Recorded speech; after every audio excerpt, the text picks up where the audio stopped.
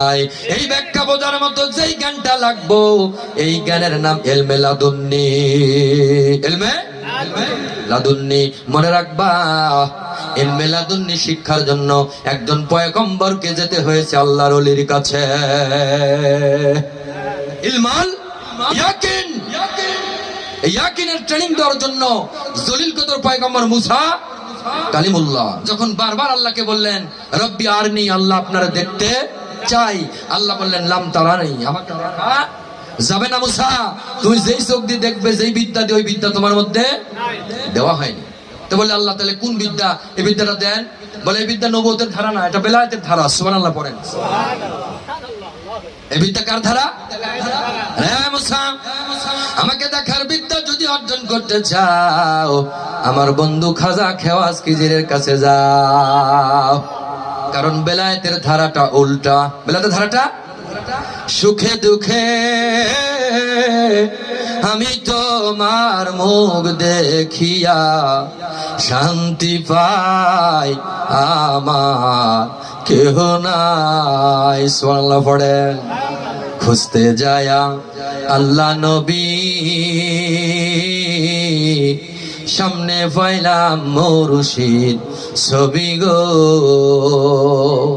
আমার বাঁচার চেয়ে মরণ ভালো, চলো তোমার সঙ্গে যাই। আমার বাঁচার চেয়ে মরণ ভালো, যদি তোমায় নাহি পাই আমার কেহ নাই। আল্লাহু আকবার।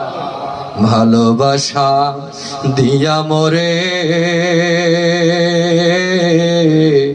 ওরে মঈন বাবা, ভালোবাসা দিয়া মোরে বাঁধিয়াছ প্রেম ডোরে রে। যখন তোমার কথা মনে পড়ে নয়ন জলে, বুক ভাষায় দয়াল তোমার কথা মনে পড়লে নয়ন জলে। বুক ভাষায় আমার কেহ নাই। সুবহানাল্লাহ পড়েন। ইমানদার মুসলমান নগদ কথা বলে যায়। এই সিংড়ার জমিনে যখন ঈদে মিলাদুন নবী উদযাপন হয় নাই, তখন এই সিংড়ার জমিনে কদম দিয়েছেন বাবা গোলাম রহমান।